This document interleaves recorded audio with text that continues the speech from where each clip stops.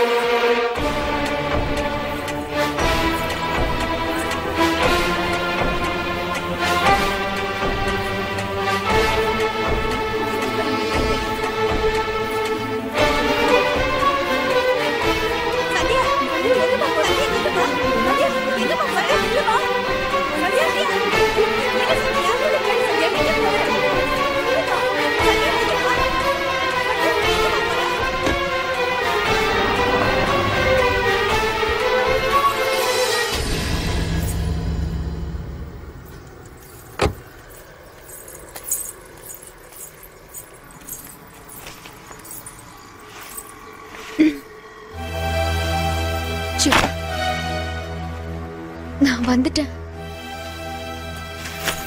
கல்யாண மண்டபத்துல இருந்து வந்துட்டேன். பிரதாப் வேண்டான்னு வந்துட்டேன்.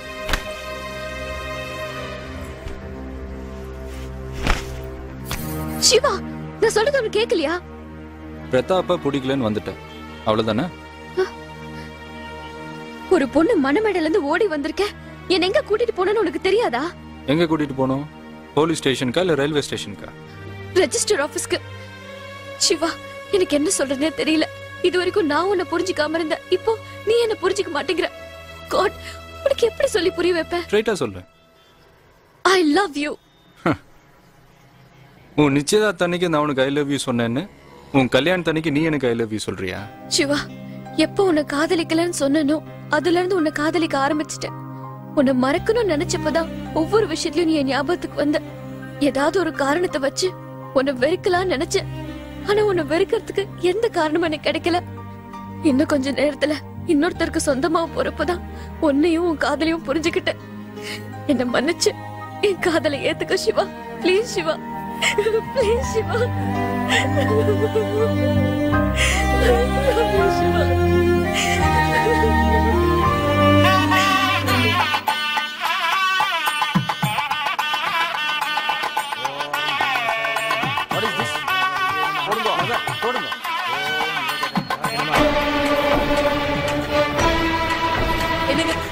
சந்தியாவை காணோம். சந்தியாவை காணோம்யா?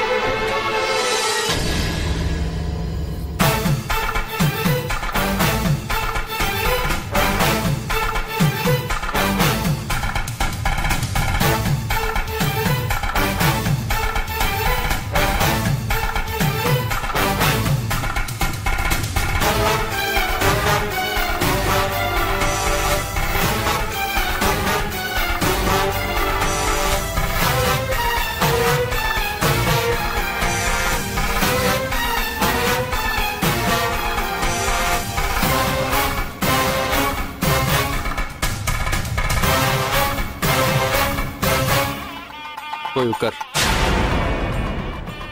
ஓ,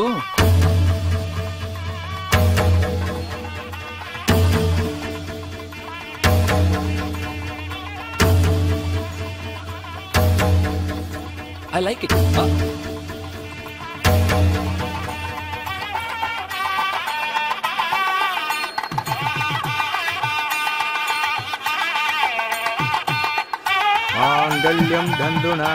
ஒரு நிமிஷம், உங்ககிட்ட ஒரு விஷயம் பேசணும்.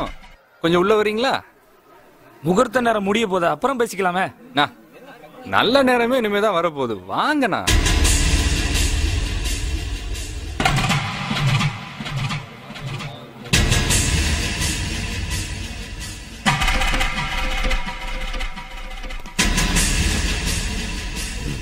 உள்ள போங்க சார்.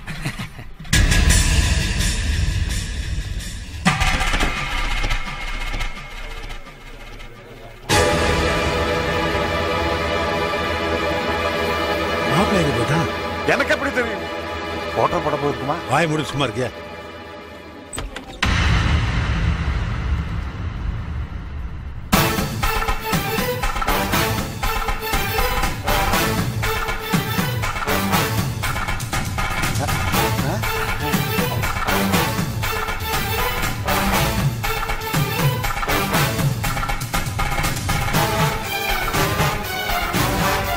அங்கிள் கூல் கூல் கூல்டா. அவள என்ன அது?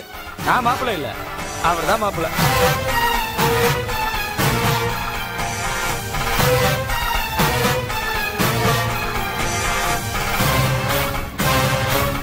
ரூமுக்குள்ள என்ன நடந்ததுன்னே தெரியல.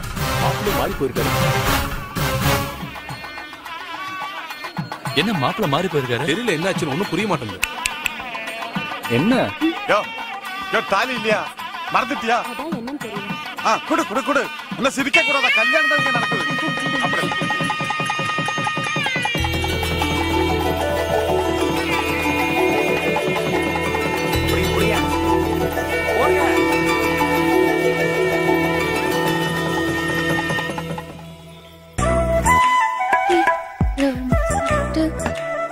ஃபர்ஸ்ட் நைட்ல பொண்ணு வெக்கப்பட்டுக்கிட்டு வரும்னு சொல்லுவாங்க. நீ என்ன இப்படி குழப்பத்தோட வர? இல்ல ரூமுக்குள்ள கூட்டிட்டு போய் அந்த பிரதாப் என்ன செஞ்சீங்க? லைப்ரரியிலயும் ஃபர்ஸ்ட் நைட்லயும் பேசக்கூடாது. பேச்ச குறைச்சிக்கிட்டு. ஐயோ ப்ளீஸ் ப்ளீஸ் அந்த ரூம்ல என்ன நடந்ததுன்னு சொல்லுங்களேன். இந்த ரூம்ல என்ன நடக்க போகுதுன்னு கேட்காம அந்த ரூம்ல நடந்தது கேக்குறியே. காலையில சொல்றேன். ஐயோ இப்ப தெரிஞ்சுக்கலாம் என் தலைய வெடிச்சிரும். இரு சொல்றேன். தாலி கட்டுற நேரத்துல தனியா கூட்டிட்டு வந்து தாப்பால் போடுறீங்க. ஓ, தாலி கட்டினதுக்கு அப்புறம் சந்தியா எப்படி வச்சு காப்பாத்தணும்னு அட்வைஸ் பண்ண போறீங்களா? நம்மள கையால அடி வாங்கின என்ன அடிச்சா கேவலம்னு அன்னைக்கே சொன்னீங்க. இப்போவும் என்ன அடிக்க மாட்டீங்கன்னு நினைக்கிறேன். என் கண்ணில் பட்ட அதான் உனக்கு கடைசி நாள்னு அன்னைக்கே சொன்னேன். அதுக்கு அர்த்தம் தெரியாம பெரிய லார்டு லபகதாஸ் மாதிரி மணமேடையில ஏறி உட்கார்ந்துருக்கிறேன். இதுக்கு மேலே நான் உன்னை சும்மா விட்டேன்னு வை, அவங்க சும்மா இருக்க மாட்டாங்க. அன்னைக்கு நான் உன்னை அடிச்சிருந்தா சந்தியா எனக்கு கிடைக்கலன்ற பொறாமையில அடிச்சேன்னு நினைச்சிருக்கேன். அதான் அன்னைக்கு அடிக்கல, இன்னைக்கு அடிக்கிறேன். இப்போ சந்தியா என்ன விரும்புறான்னு தெரிஞ்சிருச்சு. இதுக்கப்புறம் யாராவது அவளை பார்த்தாலே சும்மா விட மாட்டேன். எவ்வளவு தைரியம் இருந்தா அவ பக்கத்திலேயே உட்காருவேன். சாதாரணமா குழந்தைங்க அழுதா பசியில அழுதுன்னு சொல்லுவாங்க. அப்படி கூட என் அக்கா பொண்ணு அழவிடாம பாத்துக்கிட்டவன் நான். என்கிட்டே அவளை பசிக்குதுன்னு சொல்ல வச்சிட்டியா? கை கால் நல்லா இல்லாம இருக்கும்போது பிச்சை எடுத்தாலே அதை தப்பா நினைக்கிற ஊர் இது. உனக்கு எல்லாம் ஒழுங்கா இருந்தும் பொண்ணுங்களை ஏமாத்தி பொழப்ப ஓட்டணும்னு ஏன்டா நினைக்கிற?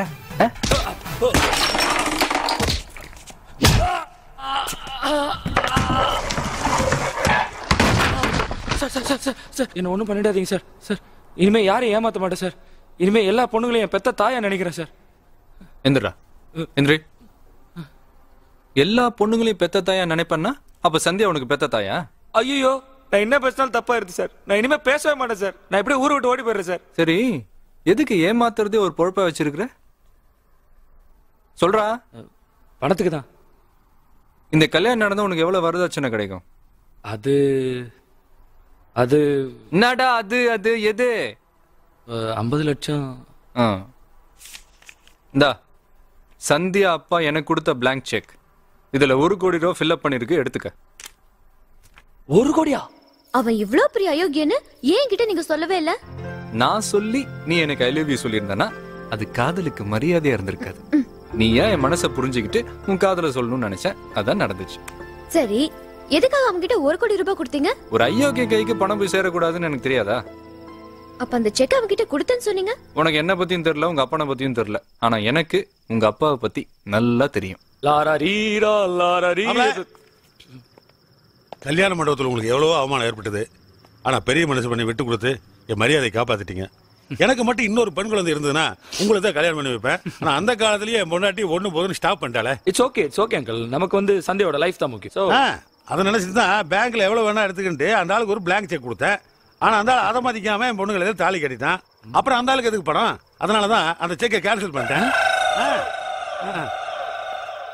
அங்கிள், என்ன காரியம் பண்ணிட்டீங்க அங்கிள்? என் செல்லம். இங்க என்ன தோணுதோ அதை பேசுவேன், இங்க என்ன தோணுதோ அதை செய்வேன். ஆனா இப்போ எனக்கு என்னென்னமோலாம் தோணுது.